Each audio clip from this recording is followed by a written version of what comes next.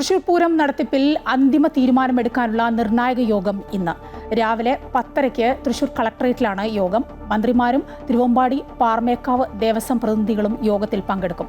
വെടിക്കെട്ട് ഒഴിവാക്കി പൂരം നടത്താമെന്ന നിലപാടിലാണ് ദേവസ്വങ്ങൾ.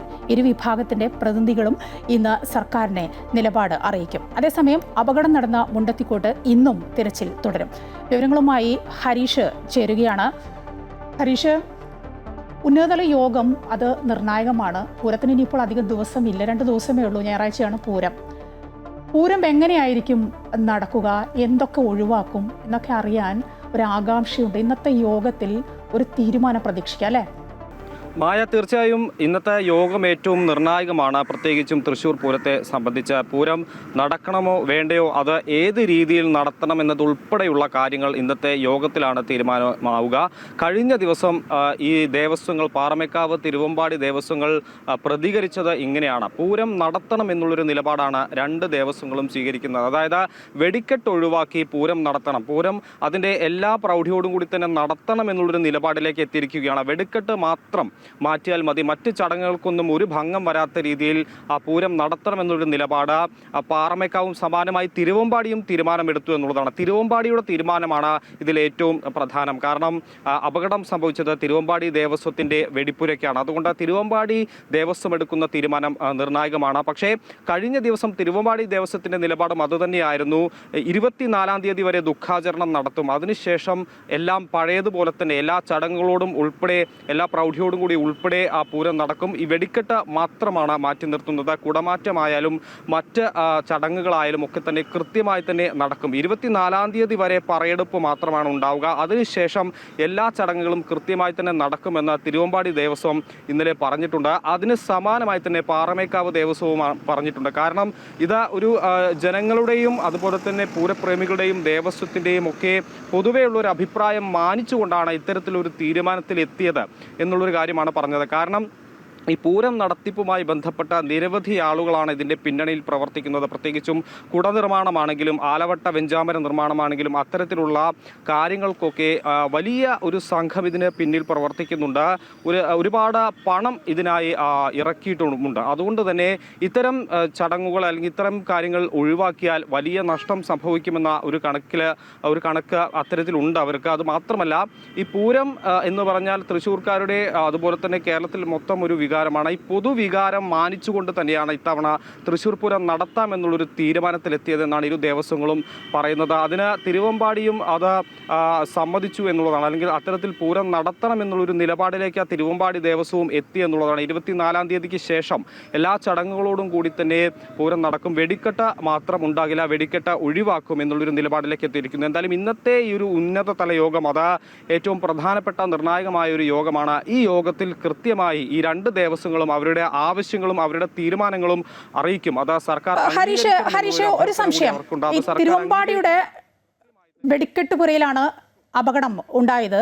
തിരുവമ്പാടി പൂരത്തിനായി കരുതി വെച്ച മുഴുവൻ വെടിമരുന്നും നശിച്ചു പോയിരിക്കുകയാണ്.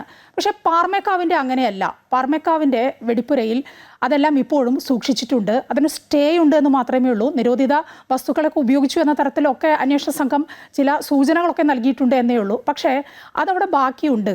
അതിപ്പോൾ പൂരത്തിൻ്റെ അന്ന് വെടിക്കെട്ട് നടന്നില്ലെങ്കിലും സാമ്പിൾ വെടിക്കെട്ടും ഉണ്ടായില്ലെങ്കിൽ പോലും അത് ഉപയോഗിക്കുമല്ലോ എപ്പോഴെങ്കിലും.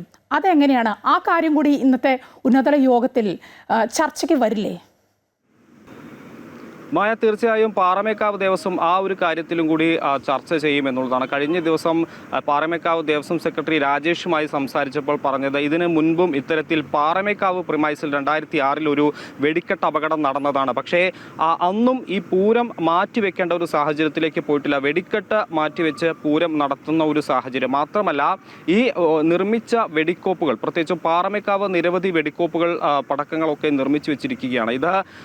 അത് ഇപ്പോൾ നിലവിൽ അതിന് സ്റ്റേ ഓർഡർ ഉണ്ടെങ്കിൽ പോലും അത് പിന്നീട് അത് മാറ്റി അത് ഒരു ഷോക്കേസ് പോലെ, അതായത് ഈ പൂരം കഴിഞ്ഞ് 1-2 ദിവസത്തിന് ശേഷം ആളുകൾക്ക് കാണുന്ന വിധം, ആളുകൾക്ക് അത് ആസ്വദിക്കുന്ന തരത്തിൽ മറ്റെവിടെയെങ്കിലും വെച്ച്, ഇവിടെ പൂരത്തിൻ്റെ ഈ ഒരു സ്വരാജ് റൗണ്ടിലോ അല്ലെങ്കിൽ വടക്കുന്നാഥ ക്ഷേത്ര മൈതാനിയിലോ അല്ല, പക്ഷേ മറ്റെവിടെയെങ്കിലും സേഫ് ആയിട്ടുള്ള ഒരു സ്ഥലത്ത് മറ്റെവിടെയെങ്കിലും വെച്ച് ആളുകൾക്ക് ഇത് കാണുന്ന രീതിയിൽ ഇത് പൊട്ടിക്കാനുള്ള അനുമതി സർക്കാർ നൽകണം എന്നുള്ളൊരു ആവശ്യം കൂടിയാണ് ഇപ്പോൾ ഈ പാറമേക്കാവ് ദേവസ്വം ഉന്നയിക്കുന്നത്. ആവശ്യപ്പെടുന്നത്. ആ ഒരു ആവശ്യം ഇന്നത്തെ ഉന്നതതല യോഗത്തിൽ അവർ സംസാരിക്കുകയും ചെയ്യും. അത് അംഗീകരിക്കുകയാണെങ്കിൽ, സർക്കാർ അംഗീകരിക്കുകയാണെങ്കിൽ പൂരപ്രേമികൾക്ക്, വെടിക്കെട്ട് പ്രേമികൾക്ക് കാണുന്ന തരത്തിൽ അത് മറ്റെവിടെയെങ്കിലും വെച്ച് വളരെ സുരക്ഷിതമായ വേറെ ഏതെങ്കിലും സ്ഥലത്ത് വെച്ച് പൂരത്തിന് ശേഷം 1-2 ദിവസത്തിന് ശേഷം അത് പൊട്ടിച്ച് കാഴ്ചക്കാർക്ക് ഒരു പുതിയ അനുഭവം അല്ലെങ്കിൽ ആ ഒരു വർണ്ണാഭമായ കാഴ്ച കാണിച്ചു കൊടുക്കാനുള്ള അനുമതി വേണം എന്നുള്ളൊരു കാര്യമാണ് പ്രധാനമായും ഈ ഒരു ദേവസ്വം, പാറമേക്കാവ് ദേവസ്വം പറയുന്നത്. ആ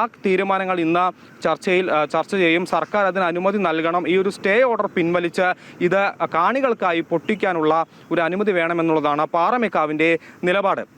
എന്തായാലും അത് ഇന്നത്തെ ഒരു യോഗത്തിൽ ചർച്ചയായി കഴിഞ്ഞാൽ സർക്കാർ നിലപാട് അല്ലെങ്കിൽ മന്ത്രിമാരുടെ യോഗത്തിൽ എടുക്കുന്ന നിലപാട് എന്താണ് എന്നതിൽ ആയിരിക്കും, അല്ല അത് സംബന്ധിച്ചായിരിക്കും ഇത് പൊട്ടിക്കണമോ, ഈ ഒരു സ്റ്റേ ഓർഡർ മാറ്റണമോ, അത് ഈ പൂരപ്രേമികൾക്കായി അത് മറ്റൊരു ദിവസം മറ്റെവിടെയെങ്കിലും വെച്ച് പൊട്ടിച്ച് അതൊരു ഷോ കേസ് പോലെ അത് ആളുകൾക്ക് കാണാൻ ഉള്ള ഒരു അവസരം ഒരുക്കുമോ എന്നതുൾപ്പെടെ ഇന്നത്തെ യോഗത്തിൽ തീരുമാനമാവും. അങ്ങനെയെങ്കിൽ അതിനു വേണ്ട നടപടികൾ സ്വീകരിക്കുമെന്ന് ദേവസ്വം പറഞ്ഞിട്ടുണ്ട്. പക്ഷേ ഇതിൻ്റെ അന്തിമ തീരുമാനം എപ്പോഴും ഈ ഒരു യോഗത്തിന് ശേഷം മാത്രമേ വരൂ. സർക്കാർ ഉൾപ്പെടെയുള്ള മന്ത്രിമാർ ഉൾപ്പെടെയുള്ള യോഗമാണ്. അത് ഏതൊക്കെ രീതിയിലാണ് അതിൽ ചർച്ചയാവുക, അത് ഇത്തരത്തിൽ പൊട്ടിക്കാനുള്ള അനുമതി ലഭിക്കുമോ, അല്ലെങ്കിൽ ഈ ഒരു സ്റ്റേ നിലവിൽ ഈ പാലക്കാട് കളക്ടറാണ് സ്റ്റേ ഓർഡർ കൊടുത്തിരിക്കുന്നത്. ആ ഒരു സ്റ്റേ മാറ്റി ഇത് വീണ്ടും നിർമ്മാണം പൂർത്തിയാക്കി ആളുകൾക്ക് കാണുന്ന രീതിയിൽ പൊട്ടിക്കാനുള്ള അനുമതി നൽകുമോ എന്നതടക്കമുള്ള കാര്യങ്ങൾ ഈ ഒരു യോഗത്തിന് ശേഷം എന്തായാലും തീരുമാനമാവും. മറ്റൊരു കാര്യം, ഈ അപകടം നടന്ന സ്ഥലത്ത് ഇപ്പോഴും തിരച്ചിൽ തുടരുകയാണ്. കഴിഞ്ഞ ദിവസവും ഈ ഒരു പ്രദേശത്തു നിന്ന് ചില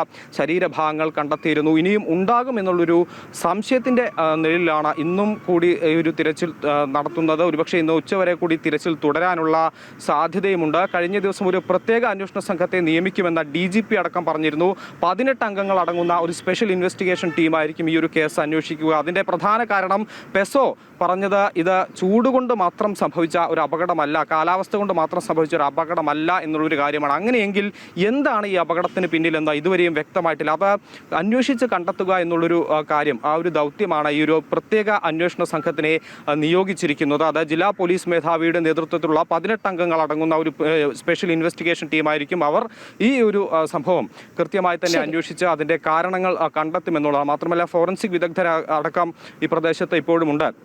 എന്തെങ്കിലും രാസവസ്തുക്കൾ കലർന്നു അല്ലെങ്കിൽ മറ്റേതെങ്കിലും ഇടപെടൽ ഉണ്ടായിട്ടുണ്ടോ എന്നതടക്കമാണ് ഇനി കണ്ടെത്താൻ ഉള്ളത്. എന്തായാലും ഇന്നത്തെ ഈ ഒരു യോഗം വളരെ നിർണായകമാണ്. തൃശ്ശൂർ പൂരത്തിൻ്റെ ചരിത്രത്തിൽ തന്നെ ഇത്തരത്തിൽ വലിയ ഒരു ദുരന്തം സംഭവിക്കുമ്പോൾ അത് എങ്ങനെയാണ് പൂരത്തിനെ ബാധിക്കുക, അല്ലെങ്കിൽ നാട്ടുകാർക്ക്, പൂരപ്രേമികൾക്ക് പൂരം കാണാനാകുമെന്നുള്ളൊരു സംശയമൊക്കെ നിലനിൽക്കുകയാണ്. എന്തായാലും ഈ ഒരു യോഗത്തിൽ അത് തീരുമാനമാകും.